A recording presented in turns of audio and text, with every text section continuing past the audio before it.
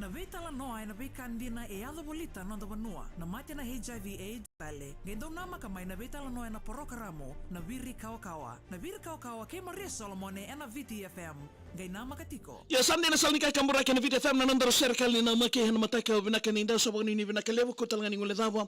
Gendau na nama kital tinga mai na buni veital noa membaleta na viri kawa. Irmo di ramanda na nandaro serikali en mataka vinaka niko. Ano bagni ni vinaka wambula sertalan ni vekem ni kita na kanda na nanda turanga marama visa ni venga rabitiko en mai Navosa, Keasi, Navosa, and a singer Vinakeninda, Keasi Police Station.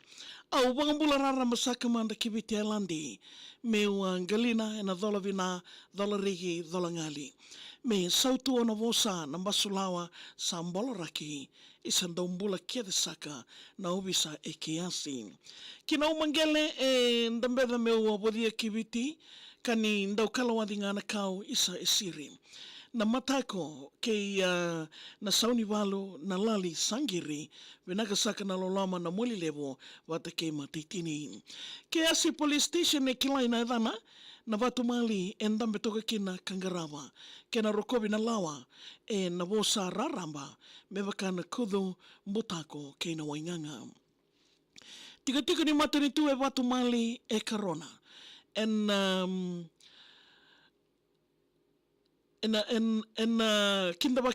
kindabaki ko tomanda nandua na wadola. Rohit wata ke induru moli raundambe maina kona wale dio eni matao karovimba saitoka. Keasi Hospital nasin rendenga meudula wale ni vola ni asana isa meradua. Posito vesi tambana ni teite indo sambula kina sudu wata ke namate ndavono maitutuna. Wale ni vola ni dio ebe wakatoro idagitaki. AHNP nambombo dosaka me mai venga ravi. Tamana ni wai a kangima e tiko e watumali NCC watakena NDS me ravulitu nonda kachikachi. A wangambula saka kina veivale levo tui ndabuchikia watakeia tui na matako e serengo. Tui na sikawa tui mangonro sandevo. Nambua wachu e tekivuna tinia o korolevo. Ial ni vanua ni venga ravi me vodie ni kua. Ya sanomba ki na kena dolo saka ni vanua. Na moli sa voto na itasiri ke sa warua na vitilevo ki na mosi o matokana wata ke se rua. Senga bukandoa na ngude kabosoti nandusi. Dhambe se siro na lawanga mena wakamuri. Na ingamo na linga ni marama ruikambimbi ngai karakarawa katamuto no na isulu kaki. Salaki ve sausaro na wosani nda reida mai na titombo ni mbasulawa kandau kila ikina. Kina matani tu kina lotu rabaka wangadina ambo wakamunduo kina ena tambara ni ovisam. Isa meu da vuta na edandra e na wakatilo. Tau manda ni mbola sakatale na turanga na dio. Keasi Police Station tunga. Here we go. Haule njungoro mengu kwaya wavo mutoom. Wakanda saka o kira na kena matatikite. Koro oka o saivo e waka ndekia nongusinge. E mai a liutakia na venga ravi me wakandindike vinanga saka turani obisa sambino ndoa imbe. Au ndeo tu kimba taumanda me wakambula nandari watu na kemu sautu au mbesa ni soka.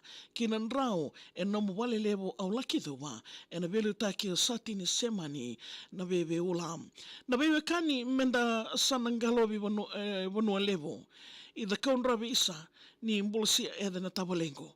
Na wakaru e oiriki e nambui ni ikalelevo amusandenge o si o tumeli lewa ni wailevo.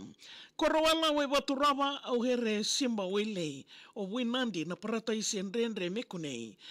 Charge room NCO Kovula o ratutau mende mbulsi aviro Kovula misindomi mbase saying. Ki nangoso ni Singatoka River, Mendasana Mua, the homes of the late Stillman e kila inikua. Na yawa mangi i chumbani wai i kotahila e nambandua o Special Branch Officer PC Naomi Kuruimbua. Na ose masi ni nandro kina vengo e wowewa. mai na wosa au dhavuta au kilani o taurarawa. Na rewa na sesevia mendau viri kawakawa foma nanronga Warhorse apisai churkawa. Vekena I karua isa mingu kere vesukoto. O iko na watu ndeni mbose ni tiki na sewa koro. Na matako, matangali o mataitini na saudako na ikawakawa saviria o lavo chone araworo.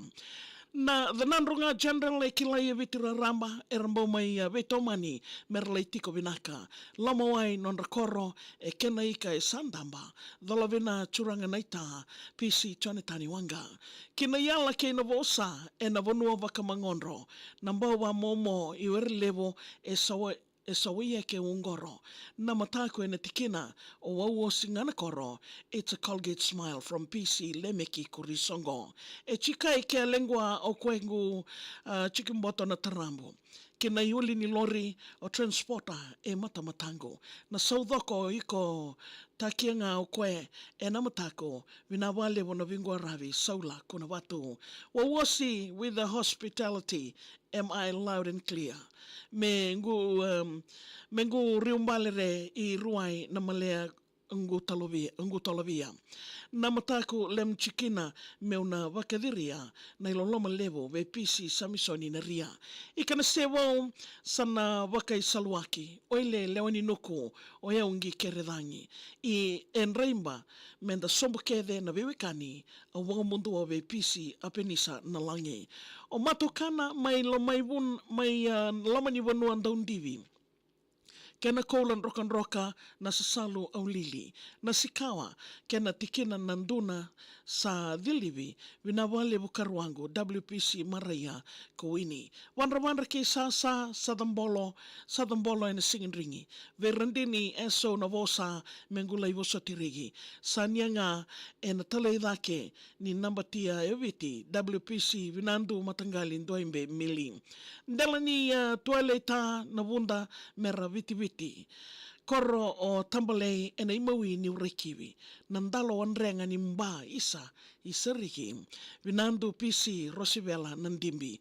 Ki nadhombi dhimbidhi kena walilevo au yatama. Nalawara enandali ama vina sayanra. Koro o nausori elai waka matatataka vinaka uranga maangali na polioni wara. Sa kwada tu na watu kaviritake na itawelo. Vinaka saka na vosote kaliade tu na idengu. Na mosi no mukoro tonga I kiseremo nraumbula nakwa PC Venasio na kabulevo. Elewe tolu maina sana ora na wangaongo na vosa ni vei tauvutaki e muria kataro. Mai na wairoko ki ndavutukia na iwi ndakaya lo aungi hitamboto ina tore e uraia longorio. Waliko ke tailevu nge auri nganganchi. Turanga na ratu rui sautu non rambaravi. Mata watu do ke ngoma e asana rauravi ki ndela kando tailevu ve PC penimati. Mbiuna mbaravi ke ndawa samu ni kautia una kui. Yatu ya sao mbalambalavu au laikere ve sui. Na viti au dhimba ni o tiwa kerenga nanduindui dhalovina rigi lengo matangali ilaitia mboloi. Na hivi nimbe mana e ve mulodhi au kere vesu.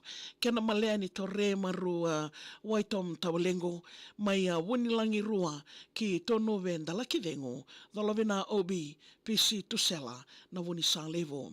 Chuvauni mbala e ramata vina o voliasi salenga na waikoula aulangata.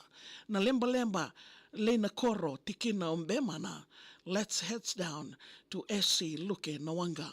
Me maitinia saka taletoka ngo ia sango sa kea singa na koroni veka o salu au sana mbutoka tu na mbereki maya wango ni kena ingimangimo tariasi sauniwalo me usuka tae na wundi na kau membale loloma ki na vosa e na siro kena dhambe keasi police station au wura sakatale ki na ngara naita siri ongonga o Richo Valley.